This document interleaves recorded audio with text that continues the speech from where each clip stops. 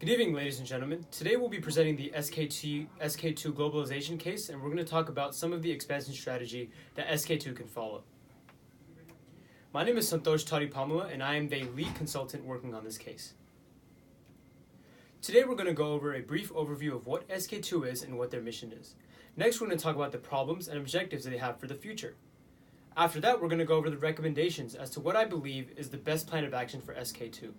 Following this, we will go over some risks and mitigations for these recommendations and finish the presentation off with the next steps overview.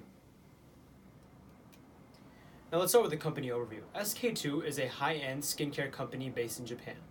As a whole, SK2 is actually a branch of a company called Max Factor Japan, which is a subsidiary of Procter & Gamble. Now, Max Factor Japan currently has a 3% market share in the beauty industry of Japan. So what are the objectives? Procter & Gamble wants to expand its global skincare market share, and they want to do this through SK2. SK2 is currently having high growth and high market shares in Japan, and they believe that expanding SK2 is good for the operation. So first, the company can expand SK2 within Japan. They can take advantage of the market share that they already have. Second, the company can expand SK2 towards China, as China has an exponentially growing market for skincare. And third, the company can expand to Europe, as European consumers are already very open to the concepts of skincare and high-end beauty skincare products. Now, the recommendation I'm going to make today is that SK2 should stick within Japan, and here are the 3 reasons why. First of all, Japan has huge market potential that SK2 has not tapped into yet. Based on statistics, Japanese women are most likely to be using high-end skincare products. Second of all, SK2 has already done extensive R&D before. In creating their smart cloth, their massage cloth for Japanese consumers, they did extensive R&D, and they have already figured out what are the needs for Japanese consumers. Using this R&D, they are in prime position to meet the needs of Japanese consumers, and therefore can take advantage of this.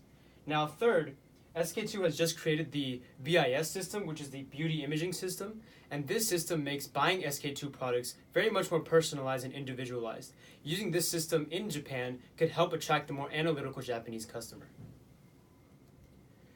Now, there are some pros and cons to expanding to China and Europe, and there are reasons why those two aren't the right strategy for now. So China initially has a very large skincare market that is growing exponentially, and that is something that SK2 can take advantage of, but there are cons.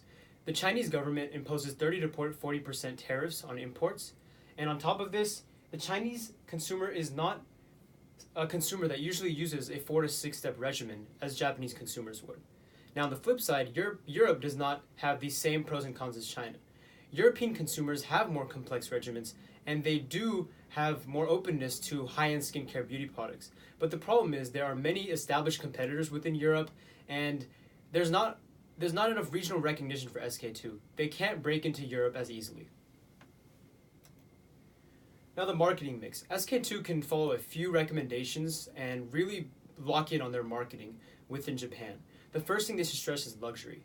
And to do so, they can partner with celebrities and high-end entertainment companies to really give their brand an aura of luxury. Now, second, what SK2 can do is personalize and emphasize the personalization of the buying process of SK2. They can really show that SK2 can be bought by everyone and individualized to the certain Japanese consumers' needs. And lastly, they can emphasize the technology. The beauty imaging system that SK2 has developed is specific to Japan's consumer needs, and marketing this could really bring more customer loyalty and customer brand recognition, which is very important in the skincare industry. Now, there are a couple of risks and mitigations for these recommendations, and one of them is that stagnating growth in Japanese market is very real. There's a chance that SK2 has reached its peak. And to mitigate this risk is SK2 must continue its innovation. They must keep using their R&D to create products that will differentiate themselves from other competitors. And the next risk is there are already many large and established competitors in the Japanese market.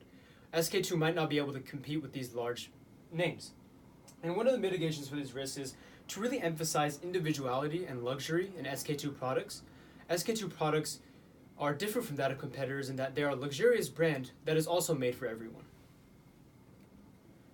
Now, in terms of next steps, in year one, SK2 should very much focus on R&D and really try to lock in on a variety of products that will cater to the exact Japanese consumer needs. Now, in year two, they should begin to scale production and marketing efforts and really try to capture a higher market share.